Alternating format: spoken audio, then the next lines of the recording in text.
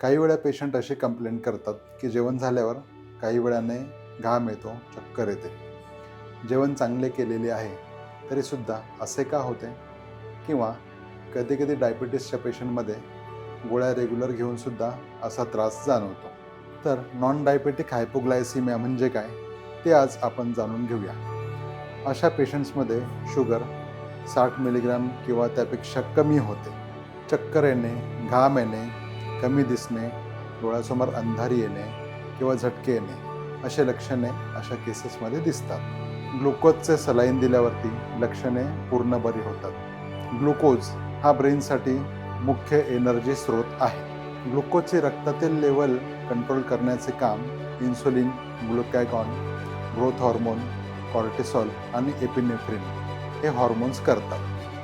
अशा केसेसमध्ये C peptide level, pro insulin आणि सिरम इन्सुलिन लेवल चेक केल्या जातात आणि त्यावरून नॉन डायबेटिक हायपोग्लायसिमियाचे निदान केले जाते. अशाच उपयुक्त माहितीसाठी आमच्याशी कनेक्टेड राहा.